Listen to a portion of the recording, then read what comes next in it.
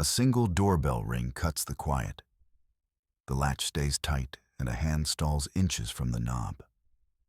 The hallway light shivers, then holds its breath, while a voice on speaker waits for an answer that never comes. The silence that follows is too loud, a gap that feels wrong and refuses to close. Instead of the door opening, the hand slides back to the hip and the person inside lets out a steadying breath. Down the hall, the radiator hums as it always does this time of evening, clinking once before settling into its familiar rhythm. On the narrow kitchen counter, the kettle is already warming, its whistle dialed down to a soft, expectant strain.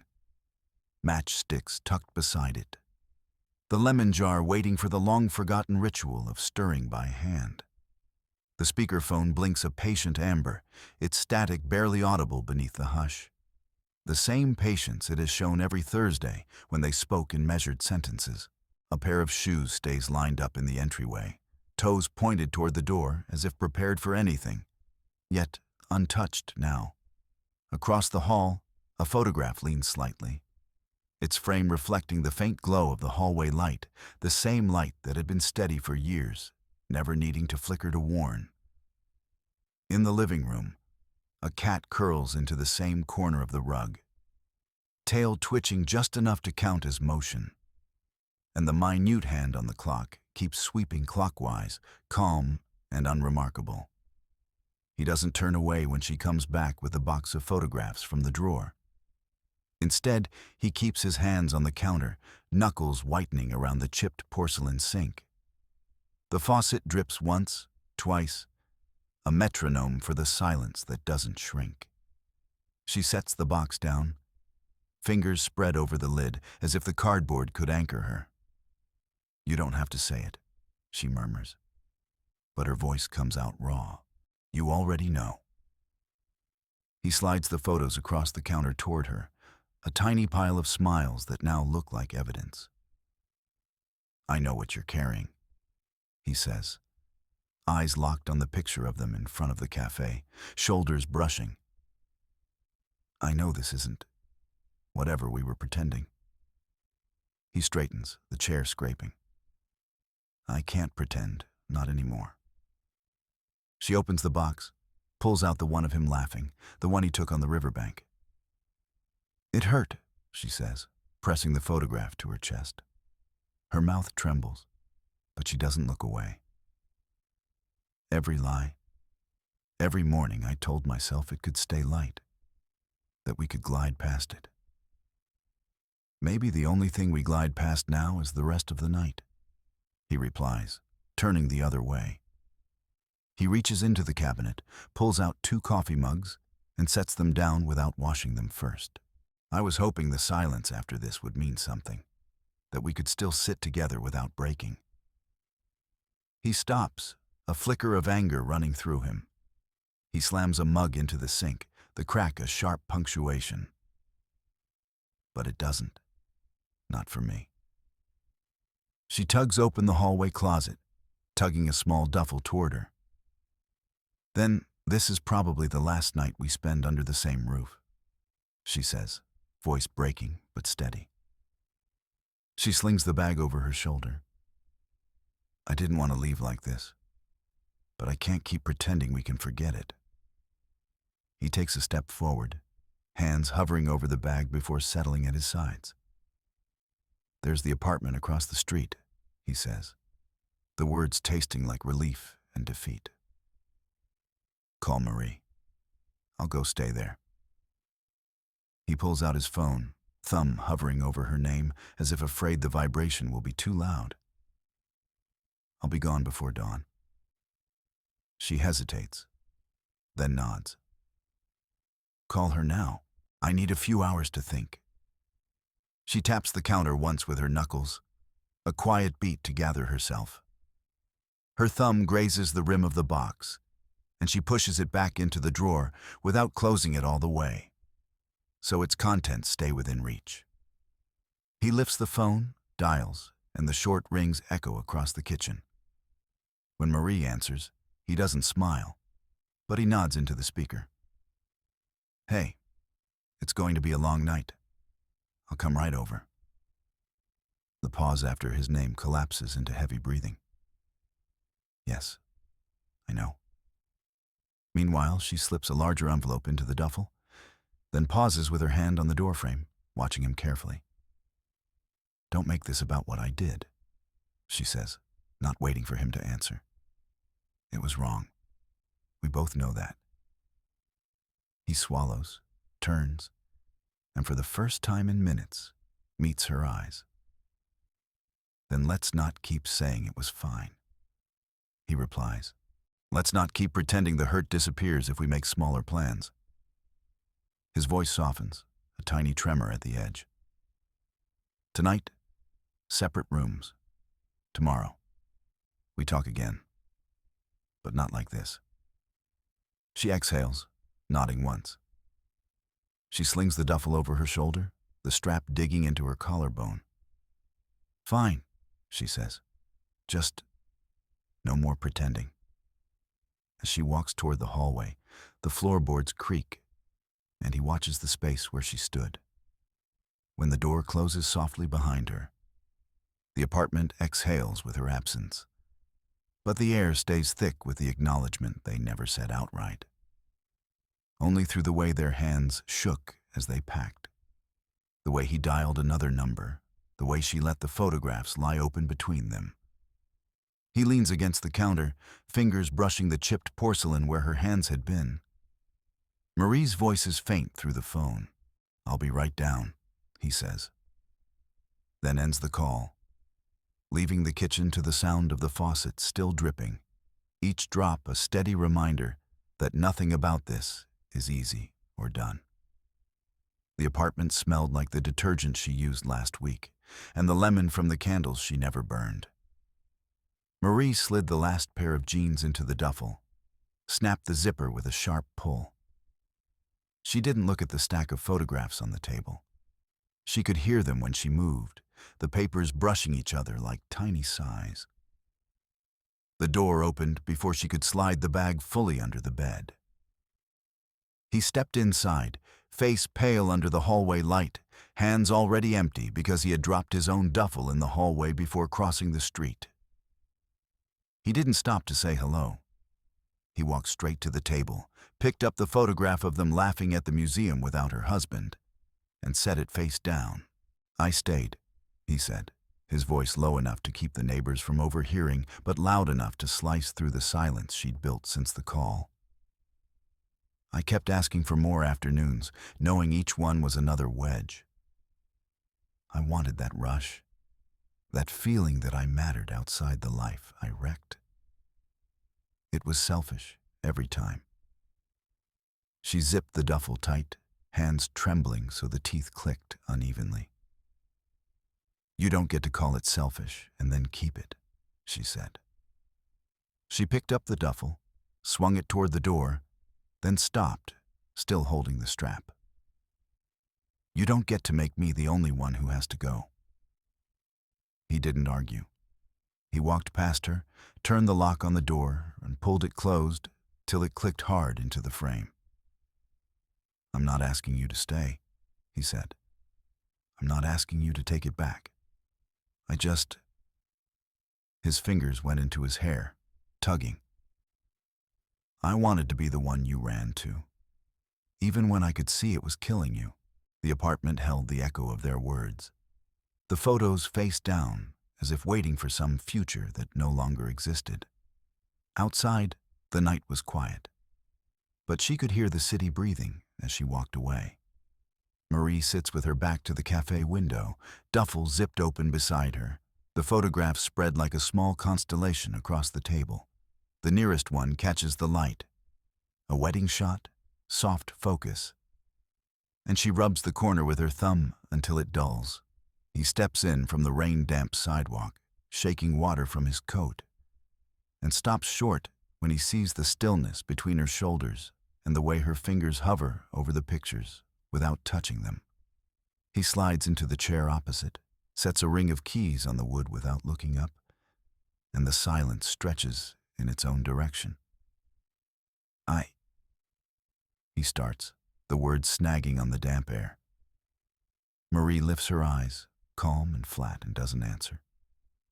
She lets him keep speaking until there is nothing left to push through the gap. He shifts, picks up the photograph, breathes close to it, then lays it down and says, "We made all of this, and I kept pushing." Her hands tangle in the strap of the duffel, and she gives no sign that anything can undo the damage. He does not reach for the photograph again. Instead, he slides the keys farther into her side of the table. He leans forward, a movement that feels like a question, and says, "I'll still sign the paperwork, whatever it takes to leave it clean." Marie nods once, barely, and meets his gaze long enough for him to see the weight pressed into it. He dares one last motion and brushes her knuckles with his fingertips, an invitation that tightens the silence to a blade. Her hand pulls back as though the touch burned, and she rises, the duffel swinging against her thigh, the photographs rattling beneath the strap. He stands as well, watches her gather the frames into a stack, and then lets the empty table witness the crack that tilled the space between them. Marie shoulders the bag, steps toward the door without glancing back, and the keys sit where he left them. He takes a breath, nods to the barista, and walks out into the rain again, leaving the cafe warm but full of the echo of conversations that will never be mended. She pauses in the doorway on the way to the elevator, the duffel pressed to her ribs. But she doesn't call him back. The wound is silent between them, acknowledged.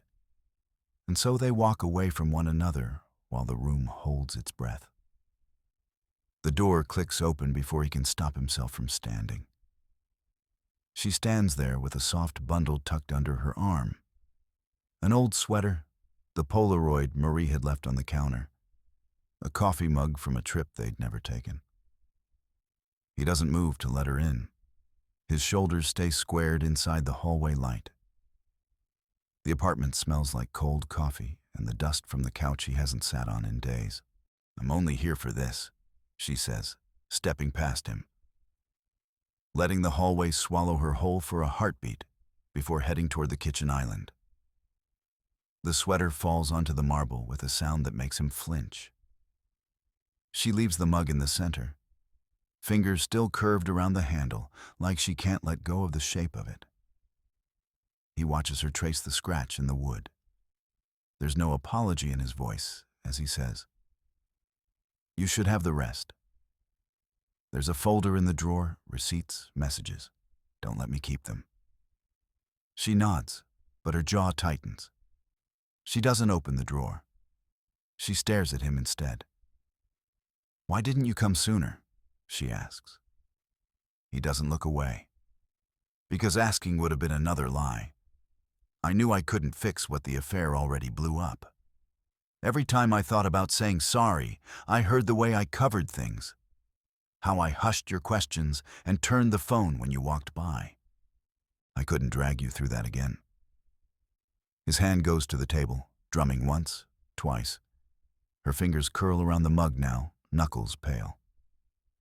"So you just let it rot?"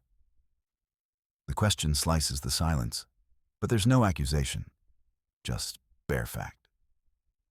He picks up a photograph from the counter, one of the two of them on a bridge, smiling like they believed in their own reflection. He doesn't hand it over.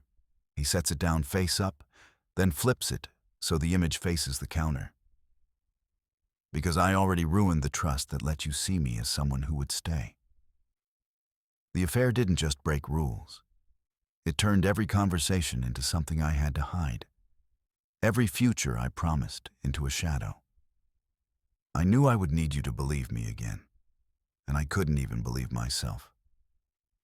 So I kept quiet, because I didn't want to keep lying about why I couldn't be loyal. I let the silence drown us instead of telling you the truth and watching you disappear anyway. He exhales sharply, the sound like a door closing. She leans back against the counter, the sweater forgotten at her feet. Her thumb drags across the rim of the mug, leaving streaks in the glaze. "You didn't fight for any of it. she says. The words drop slow. You didn't fight even to be honest about why you couldn't fight. He doesn't argue. It was easier to let you go than to keep standing in front of the damage I made. I never asked because I didn't want to keep asking you to trust a man who already proved he couldn't deserve it. She looks past him, out the window, where the street is empty and the building across the way is just a block of cold glass. When she finally speaks again, it is almost a whisper. Then we both know what this is. Grief, not forgiveness. She lifts the pile of photographs. This was our history. You turned it into proof that some things can't be rebuilt. She turns to leave, the bundle of memories hugging her side. He hears the catch in her breath as the door closes behind her, the lock clicking into place with no hope of being reopened. He stands there, watching the door for a heartbeat longer, the light casting long shadows across the table. The apartment, once crowded with their things, feels even emptier now. The air is full of the truth he's finally willing to speak, and the silence after it lands is a new kind of wound. He folded the last lease addendum in thirds and slid it into the envelope, the paper making the only sound in the apartment. The hallway clock ticked louder than usual. He heard her key scrape the door later than the schedule allowed, the familiar click announcing her presence.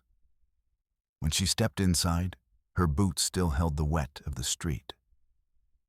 She set the canvas bag on the counter without looking around, then turned and met his gaze. She didn't sit.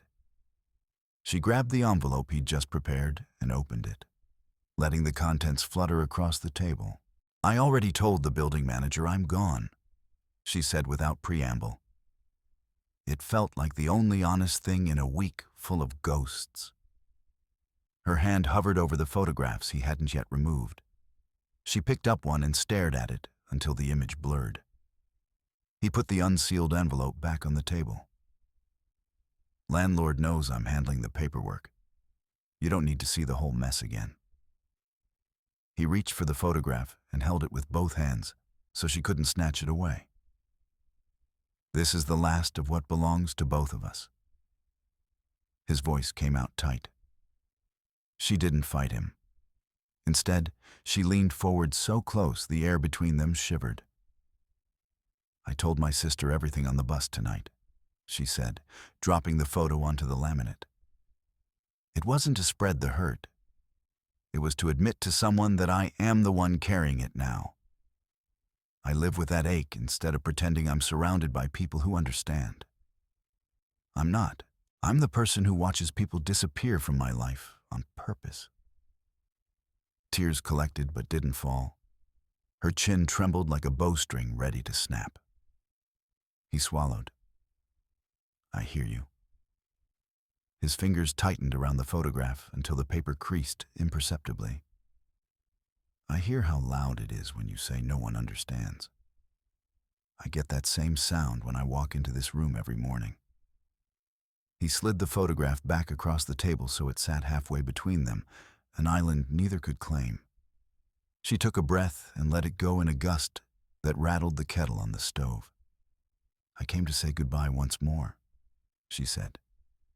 So when the next day starts, I can look at a blank wall and know I chose to walk out. Her hand stayed on the counter. She didn't reach for him, didn't look for contact. I'm not asking for apologies anymore. I'm not asking for anything. She lifted the canvas bag and slung it over her shoulder. I just needed you to hear the truth out loud before the door closes for good. He didn't move. The silence stretched only a heartbeat before she turned, the weight of the bag dragging her toward the door. At the threshold, she paused, her profile outlined against the hallway light. We both know this place never felt like home after what happened, she said, then opened the door wide enough for the night air to sweep in a slice of cold. She stepped outside, pulled the door shut with a soft click, and didn't look back. He stood there until the lock turned and the hallway fell mute again. He pressed his palm flat against the table, the envelope now sealed, and looked at the stack of photographs. Then he slid the chair back, the scrape low and final, and walked to the window. The street glowed faintly below. There was nothing to say, nothing to promise. The house stayed in place, the quiet around him a reminder that someone had chosen to leave and not come back. He let the window stay open a crack, not to call her, not to keep a door ajar, but to hear the last echo of her footsteps fade into the July night. The envelope stayed closed on the coffee table until he unclipped the binder clips with the same slow patience he had used when he'd once tried to convince himself this could be worked out. The lease termination packet slid into it. He added a single sheet that listed every line item the building manager would need to close the account, then tucked the apartment keys inside and sealed the flaps with tape. No note for Marie. Nothing to invite a reply. He gathered the duffel in one hand, the packet in the other, and walked down the hallway where the sound of his footsteps collided with the hum of the elevator and the muffled laughter from a neighbor's phone call. Inside the management office, Sasha didn't bother with pleasantries. She took the envelope with the fingers of someone who'd seen enough of this building's endings to guess at what had happened. "You don't need to stay," she said, pushing the paperwork back toward him. "Maybe she'll come through later to talk." He set the packet on her desk, the lid of the duffel scraping against his thigh. "She already knows I'm handling it," he said, and his voice didn't rise when the word already landed between them. Sasha waited, her pen hovering. "Whatever she needs," she added, "let me know." He shook his head once, sharp. "I'll deliver what's left to the crate. That's enough." Her gaze lingered on him a heartbeat longer, and then she tapped the signature line with her pen as if it could close a door for him. Back in the corridor, he hauled the duffel open beside the donation crate that smelled faintly of soap and old cardboard. The photographs and the last of their shared books came out one by one, placed on top of the crate like currency he did not want but could not refuse. He folded each into the thin paper sacks the building kept there for donations, smoothed the creases with his thumbs, and slid them down into the crate's waiting darkness. He locked the crate, heard the clack of the latch, and watched the maintenance assistant wheel it toward the ramp. The assistant glanced at the duffel, then at the empty hallway behind him. "You sure you don't need a hand?" he asked. "It's just me now," he said.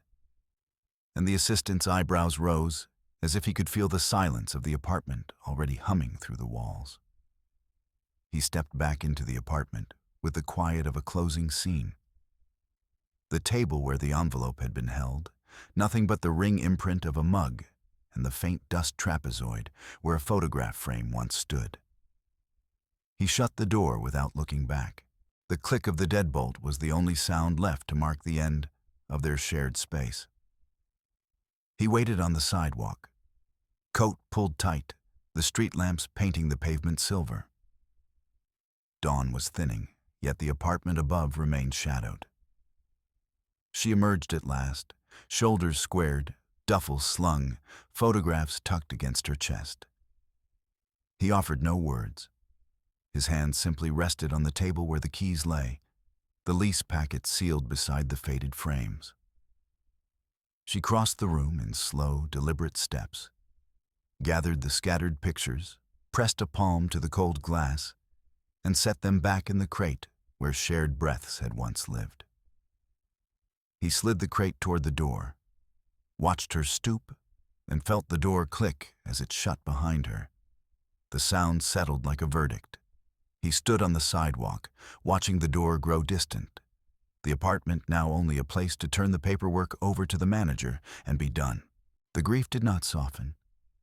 It simply remained, heavy and still, as the streetlight winked out and the city held its breath.